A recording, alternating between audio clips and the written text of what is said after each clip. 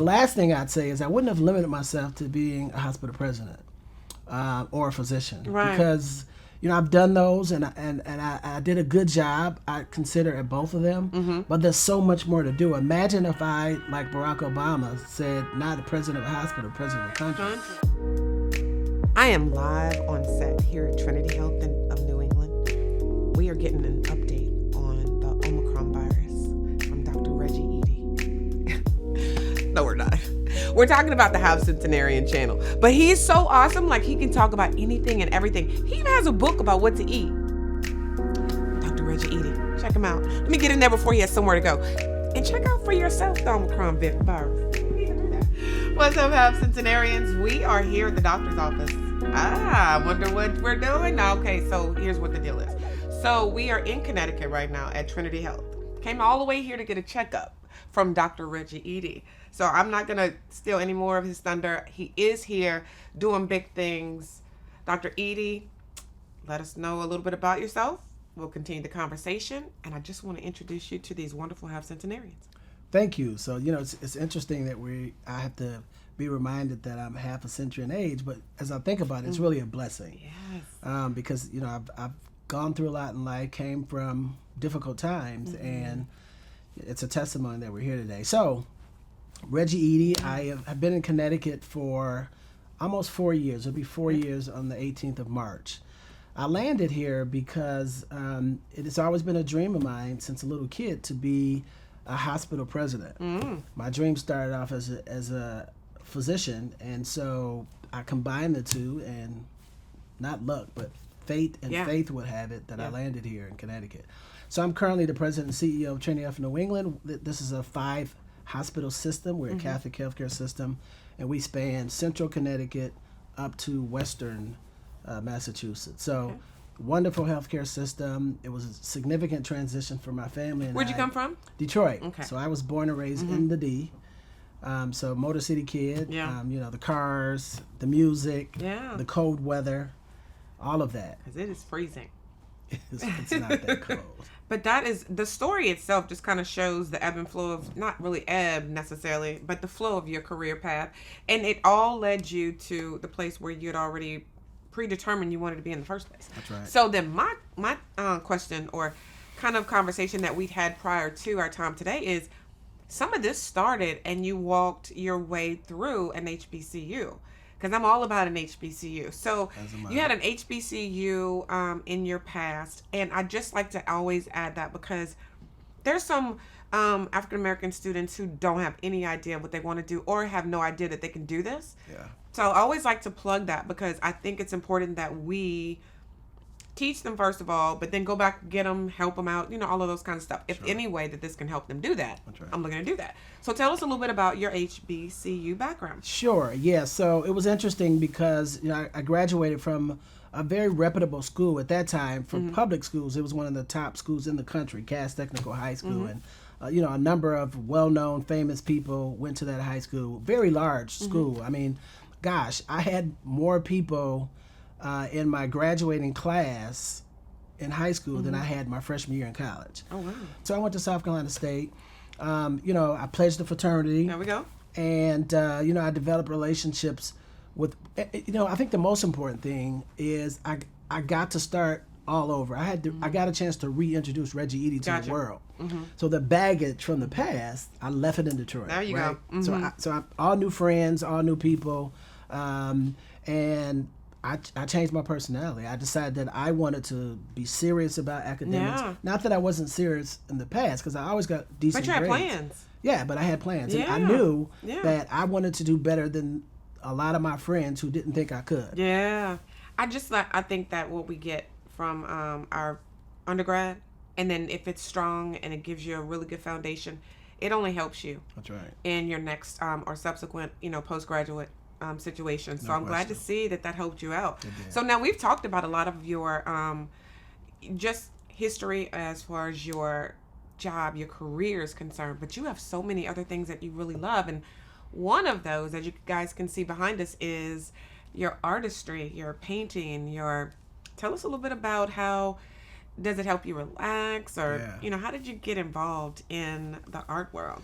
Yeah, so so as a kid, I always liked to sketch. I mean, I think most urban kids, whether it's graffiti or on a piece of paper or a T-shirt, that's what we do. We express ourselves that way. Now I think it's hip hop. But that's how I expressed myself. But I didn't go anywhere with it because I wasn't good at it, Right. and I still am not good at it. But it's good to me. Right. And the reason why is because when my dad died, I didn't really know how to manage the emotions. Yeah. I had no idea what to do. So let me ask you this. I'm sorry to interrupt, but I wanted to kind of set a timeline. So how long ago are we talking about here? 6 years ago. Okay. 6 years ago, November. Okay.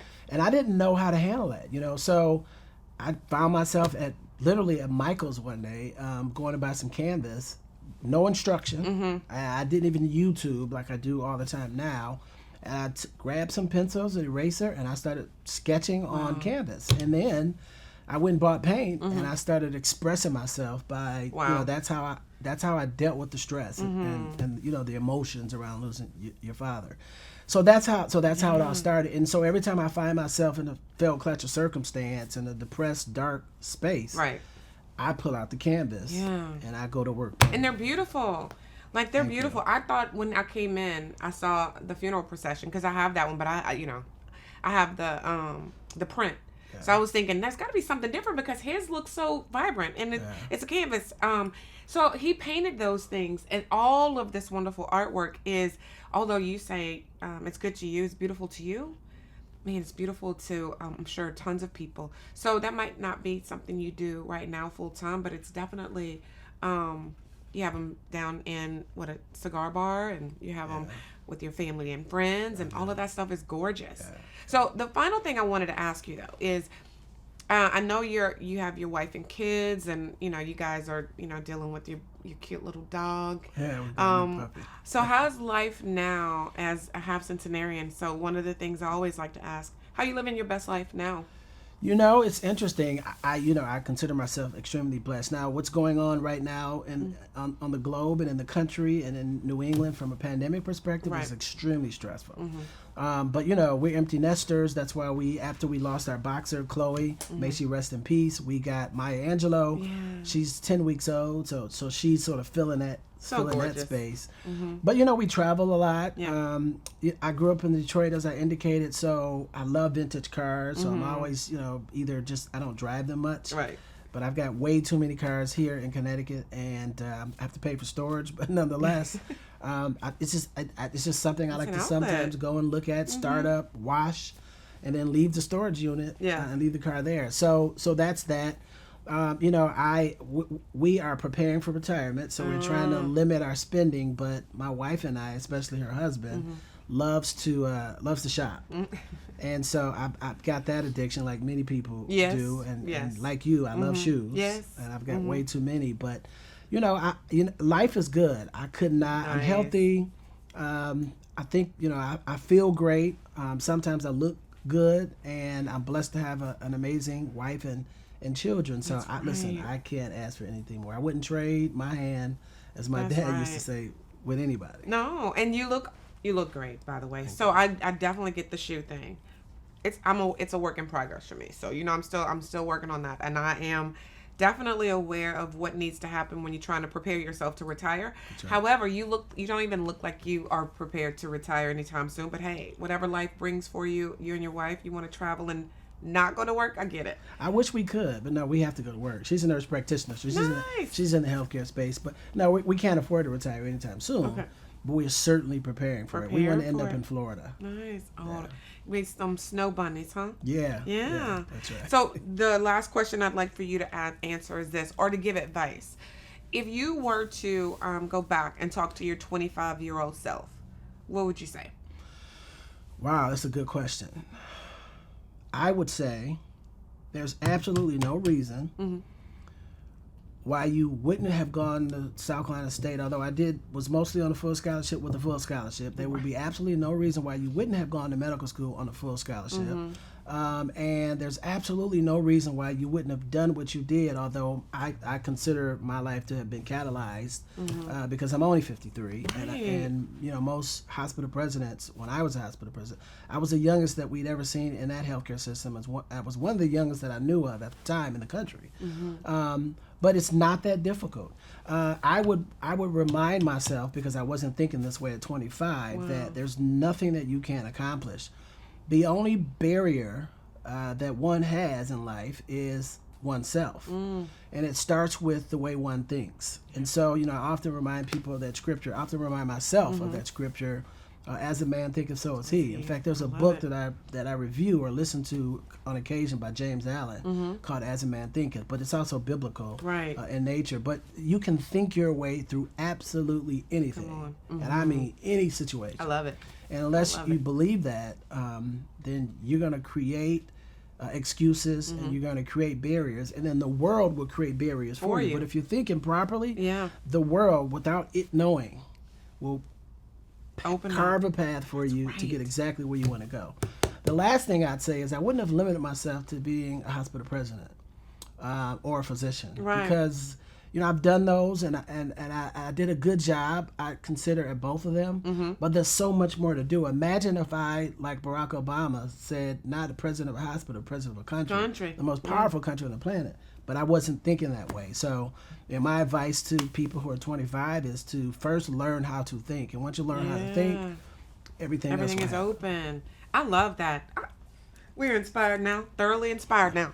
We are about to leave our doctor's appointment. Dr. Edie, I know you have to get back. You have so much to do, but thank you for this time. It was a pleasure. It's such a pleasure. And thank you for traveling to New England. I know. That really meant a lot. And it's cold, you guys. I'm from the South. So, yes, it was so important for us to get here for several reasons. And now you close us out with the wonderful reason why. We need to know what we need to do to take care of ourselves. So, again, HBCU grad, my frat, he's an Omega. Can't wait. Sky's the limit. For you guys wondering what you can do, don't hinder yourself with your own thoughts. Thank you so much for your time, you guys. I look forward to hearing from you. Don't forget, follow us, like, share, Instagram, Facebook, YouTube, all of that. Great people doing great things. Half Centenarians living wonderful lives. Have a great rest of your day.